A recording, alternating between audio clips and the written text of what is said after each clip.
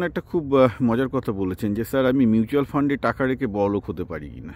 উত্তর হচ্ছে না, কারণ মিউচুয়াল ফান্ডের যে রিটার্ন দেবে সেটা ইনফ্লেশনের থেকে কিছু পার্সেন্ট বেশি হবে। দেখুন, বড়লোক হতে গেলে আপনি যদি ইনভেস্ট করে বড়লোক হতে চান আপনাকে জুয়া খেলতেই হবে, তাতে আপনি সর্বশান্ত হতেও পারেন আবার বড়লোকও হতে পারেন। এটা ক্যালকুলেটেড জুয়া, যদিও আমি বলছি না যে লটারির মতো জুয়া যেখানে পুরোটাই লাখ। এটা হচ্ছে ক্যালকুলেটেড জুয়া, যার জন্য আমি অ্যাকচুয়ালি ওই মানে আই গেমিং কোম্পানিগুলো, অর্থাৎ যারা স্পোর্টস বেটিং করে, মানে কী যেন বলে ওটা, হচ্ছে আপনাদের ওই ড্রিম 11 বা এগুলো যেগুলো অ্যাকচুয়ালি মানে খুব স্কিল বেটিংয়ে ইয়ে ছিল, আমি বলেছিলাম যে অ্যাকচুয়ালি এটার সাথে কিন্তু মানুষের বড়লোক হওয়ার মধ্যে কোনো ডিফারেন্স নেই। মানুষ যখন বড়লোক হতে চায় সেই সব কোম্পানির শেয়ারে সেই সব ব্যবসায় ইনভেস্ট করছে যেগুলো তাকে নেক্সট 5 বছরে 5 থেকে 10 টাইমস রিটার্ন দেবে।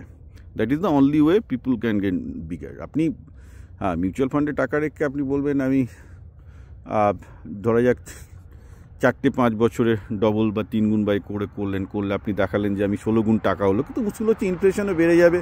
আর সবচেয়ে বড় কথা হচ্ছে যে আপনি জীবনে 20 বছর এই যে না খেয়ে দিয়ে জমাবেন, যদি সেই টাকাটা এনজয় না করেন, আপনার ছেলে এনজয় করবে, তাতে আপনার কী লাভ হবে? কোনো লাভ হবে না। সুতরাং মানে বড়লোক হওয়ার জন্য ওই ক্যালকুলেটেড জুয়া ছাড়া, সেটা ব্যবসার জুয়া হোক বা ইনভেস্টমেন্টের জুয়া হোক, এটা ছাড়া কিন্তু কোনো উপায় নেই। That is a mathematically proven fact.